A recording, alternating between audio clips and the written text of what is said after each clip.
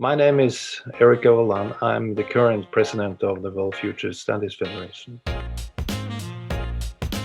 The World Future Studies Federation is the body for futurist and long-term thinkers around the world.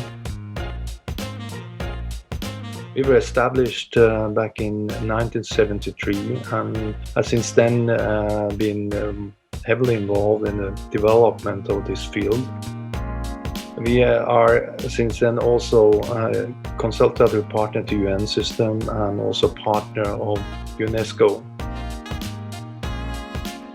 Currently, we are members spread into around 60 countries around the world, and we are continuously expanding. The membership was also a very diverse group of people, a lot of academics and scholars, but also teachers, consultants, and policy, administrative public servants, and also even politicians. WFSF has been heavily involved in a lot of different activities. We are very happy to be a part of this summit, and we are also planning a lot of different activities. Wish you welcome and happy participation in this UNESCO summit.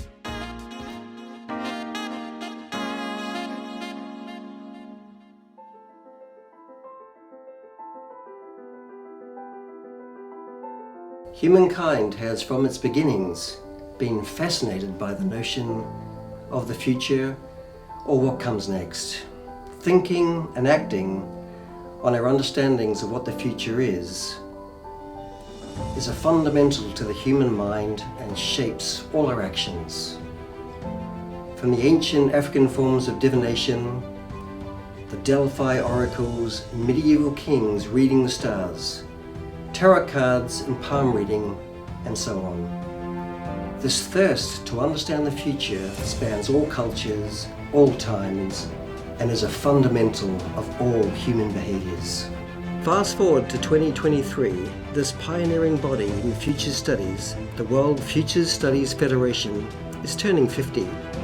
With members around the world, Federation has brought futures-oriented thinking and literacies to educational institutions, organizations, corporations, and governments. In the late 1960s and early 70s, there was conflict in the Middle East, the global oil crisis, the Vietnam War, and lingering Cold War tensions, not to mention the Cuban Missile Crisis, a world seemingly on the brink. At the same time, Japan's economy was rapidly developing, forcing the rest of the world to rethink their technologies, their business practices, and their places in a European, American-dominated world. But it was also the early days of the peace and anti-war movements, ecological awareness, shifts towards colonial independence, and the time when Alvin Toffler's Future Shock, an international bestseller, was influencing the mindsets of people and organizations around the world. It was from this global backdrop that our unique organization, the World Future Studies Federation, emerged, with goals to systematically achieve better futures. As Hawaii-based futurist Jim Data eloquently noted, the WFSF began as a group of people, primarily but by no means exclusively Europeans, who were horrified by the immediate past, frustrated by the present, and fearful for the future.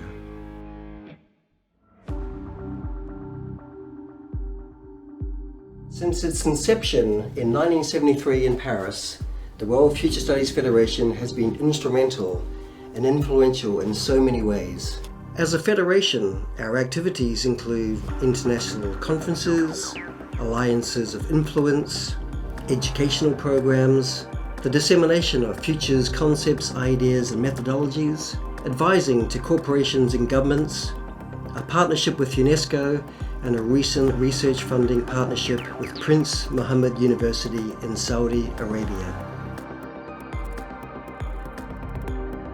Hi, I'm Dr. Dana Klosanen. I'm coming to you from the future, a future that's currently being designed by our youth because we gave them the tools they need to tackle global challenges. Join us. Alternative planetary futures. I'm trying to provide argument in favor or provide an advocacy in favor of alternative identities, and in particular planetary identity, by talking about the impact of science and technology developments on our worldviews.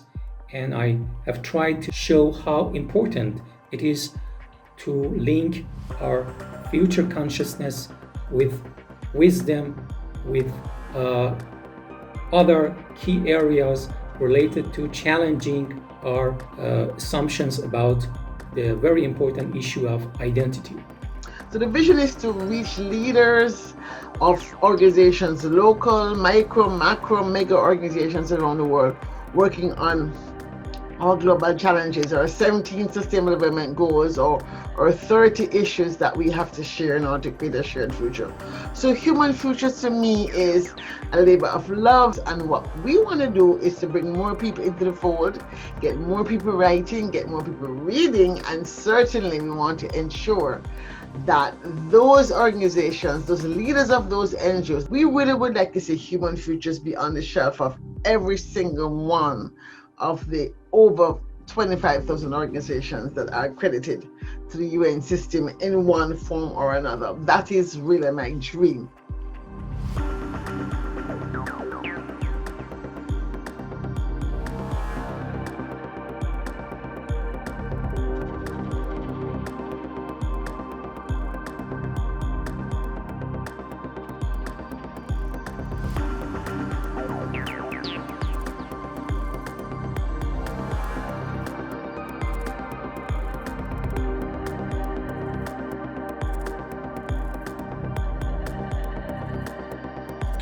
So what does futures literacy and foresight mean to you?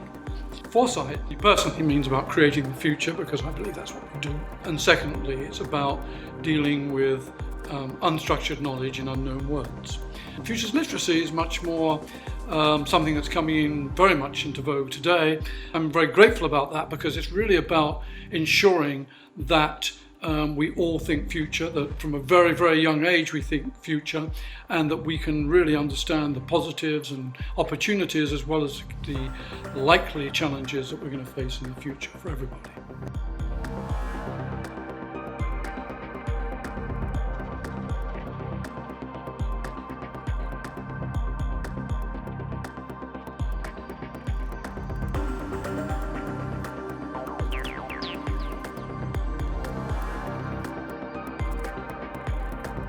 As the Federation celebrates 50 years in 2023, we are now working on the next 50, 500, indeed 5,000 years.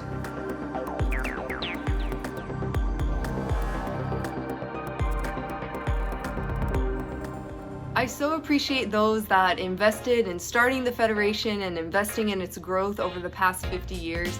It is awesome now to be able to be part of this community, and I'm so excited for what the next 50 years will bring.